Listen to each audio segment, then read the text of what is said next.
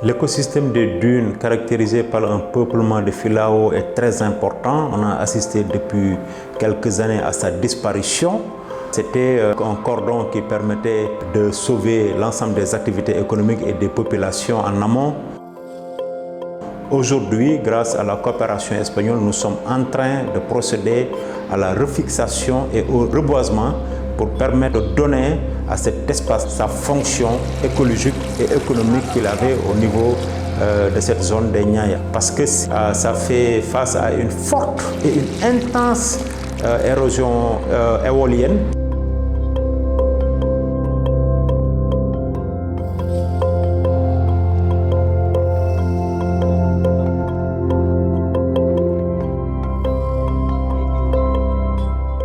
La ville de Pikine, qui est au centre de la région de Dakar, fait face à de nombreux problèmes d'ordre écologique. C'est une ville qui intègre deux grands sites d'importance écologique, que sont la zone des Niayes et la grande forêt de Mbao.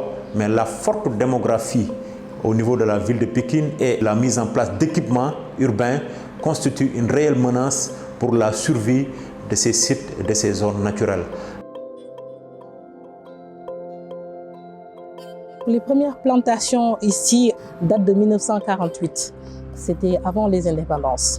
Ces plantations, il faut savoir que ça débute au niveau de Dakar et ça se termine au niveau de Saint-Louis. Donc c'est sur toute la côte. Mais les premières plantations ont commencé dans la région de Dakar. Donc avec le contexte qu'il y avait en ce moment-là, avec ces dunes qui n'arrêtaient pas de monter et de grandir et de se déplacer, il fallait trouver un moyen très vite de pouvoir trouver une solution. Et cette espèce-là répondait à ces caractéristiques-là. Résister à la salinité et en plus de ça, résister aux embruns marins et aussi avoir une croissance qui est extraordinaire. La zone des Niayes, et c'est une zone qui est horticole, où il y a une grande production maraîchère et la population dépendait de ça. Ce n'était pas l'érosion côtière en premier, mais c'était fixer ces bancs de sable qui avançaient même en milieu continental. Donc il fallait protéger la population, mais aussi il fallait protéger ces cuvettes maraîchères. Les forestiers ont testé des espèces qui sont autochtones au Sénégal. L'acacia sénégal, le Prosopis julifera. Mais malheureusement, ces espèces avaient une vitesse de croissance qui était lente ou pas adaptée du tout à ces embruns marins ou bien à la salinité du sol. Il faut essayer de trouver une solution avec la bande des filao, mais aussi avec le besoin des populations. Parce que ça ne sert à rien aussi de protéger un endroit si la population en elle-même ne se voit pas dedans. Le projet des îlots verts, c'est un projet qui est né il y a 2 ans.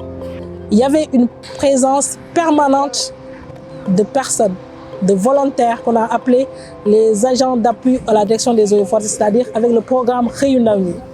Et ces jeunes nous aident à gérer ces ressources forestières et à développer ce qu'on appelle la foresterie urbaine ici dans ce département. Et ces jeunes ont participé au succès de ces îlots verts-là. Parce qu'ils sont chaque jour ici à arroser, à planter, mais aussi à entretenir tout ce que vous voyez ici. Le temps est long et chaud, Agadai.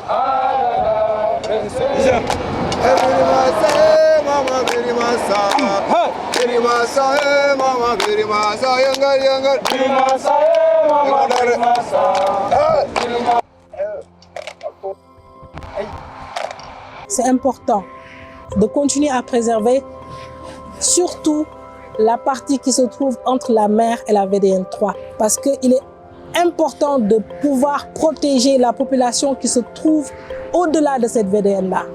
Parce que si cette bande verte-là n'est pas restaurée, n'est pas conservée, il y aura des répercussions après sur la population. C'est vrai que nous protégeons les arbres, mais c'est l'homme que nous protégeons parce que c'est un système. C'est l'arbre, c'est les animaux, c'est la forêt. C'est-à-dire, nous ne sommes pas seulement calqués sur la protection de l'arbre. C'est tout ce système-là que nous essayons de protéger. Parce que s'il y a un équilibre entre ces différents paramètres-là, entre ces différents piliers, il y aura des problèmes. Cette bande verte qui a, qui a des rôles extraordinaires, pas seulement pour la fixation des dunes, pas seulement pour les cuvettes maraîchères, mais aussi même pour la lutte contre les inondations. Il y a un effet bénéfique de préserver cette bande de filao. Si on ne protège pas le système dunaire du littoral, les risques que nous encourons, c'est la disparition complète de la zone des Niayes, la disparition des activités économiques, le chômage, la pauvreté et également la disparition de la biodiversité.